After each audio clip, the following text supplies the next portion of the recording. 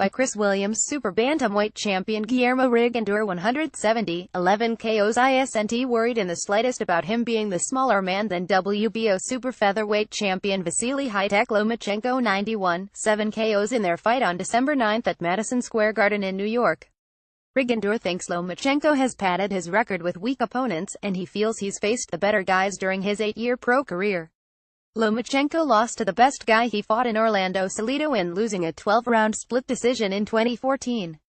Lomachenko's best wins in his short 4-year pro career have come against these guys: Nicholas Walters, Gary Russell Jr., Jason Sosa, Miguel Mariaga, Jose Ramirez. Walters and Russell Jr. are good fighters, but the rest of them are so-so. They're not great talents, and Lomachenko didn't prove much by beating them. The one guy that Lomachenko should have beaten if he were as good as boxing fans think he is right now is Orlando Salido. Lomachenko didn't have the talent to beat Salido though. Now that Salido has gotten older and is nearing 40, Lomachenko wants to fight him. It's too late. Even if Lomachenko beats Salido, he won't get the credit that he would have if had beaten him the first time around. If there is any concern that I'm going up by 2 weight divisions, it's because nobody wants to fight me at super bantamweight and featherweight, said Rigondeaux to BoxNation.com.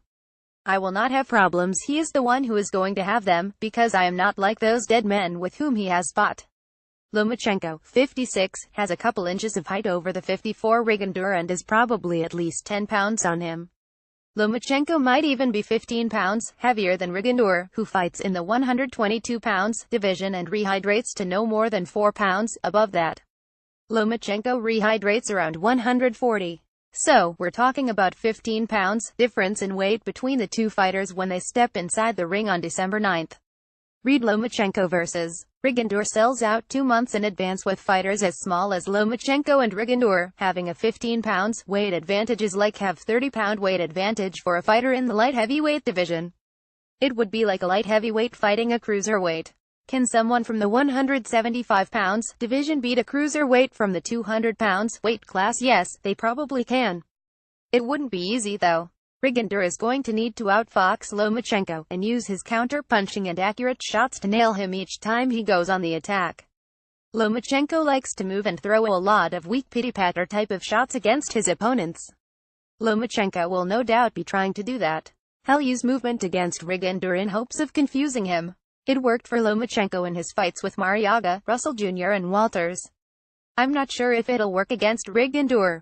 He's obviously dealt with that style before during his days on the Cuban amateur boxing team. As a pro, most of the guys that Rigondeaux has fought have been the type that has come directly at him. Regarding his stature, almost all of my opponents have been taller than me, said Rigondeaux. Rigondeaux has the reach advantage over Lomachenko by 3 inches. That more than makes up for Rigondoux's height deficit against him. Rigondoux's best wins of his career have come against these guys: Nonito Donaire, Ricardo Cardabuti and Kennedy, Robert Marroquin, Joseph Agbeco, Moises Flores and Francisco Hisashi Yamagasa. It's debatable whether Rigondeaux has the better opposition than Lomachenko during his career. Donaire was in his prime when he lost to Rigondeaux, and it was a great win. There isn't anyone of that class on Lomachenko's resume that he's beaten. Russell Jr. and Walters are good fighters. Lomachenko fought Walters with him having been out of the ring for a year, and with him coming off of a bad performance against Jason Sosa. I think Walters was the same fighter he once was by the time he fought Lomachenko. He had slipped a notch. Read Lomachenko vs. Rigondeaux sells out 2 months in advance. Lomachenko realizes he's in a now-in situation in fighting a guy as small as Rigondeaux. Lomachenko quite rightly sees it as a fight where he won't get credit even if he beats Rigondeaux. The boxing fans will view it as Lomachenko winning because of his size alone rather than on his talent. Rigondeaux is shorter and smaller than I am, said Lomachenko to Boxing Ukraine via BoxNation.com. No matter how I will lead this fight, I will not win anything in the eyes of the critics. In the eyes of the haters after the fight they will say, well, who cares if he won, he's bigger. It's Lomachenko's fault that he won't get credit. He could have agreed to come down and wait to meet Rigondeaux at a catch weight to make the fight fairer.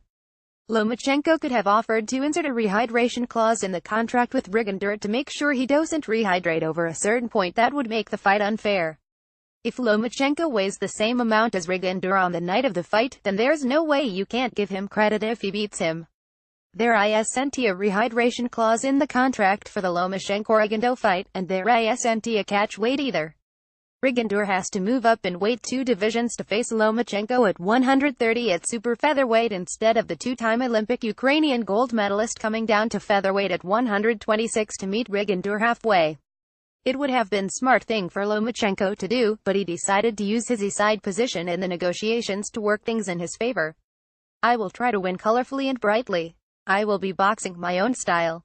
I will be trying and working hard to simply squash him, said Lomachenko about Rigondeaux. Rigondeaux has been hurt before in his fights against the huge 510.5 Hisashi Yamagasa and 58 Roberto Marican. Those were both much bigger fighters than Rigondeaux or Lomachenko, but they didn't beat the Cuban.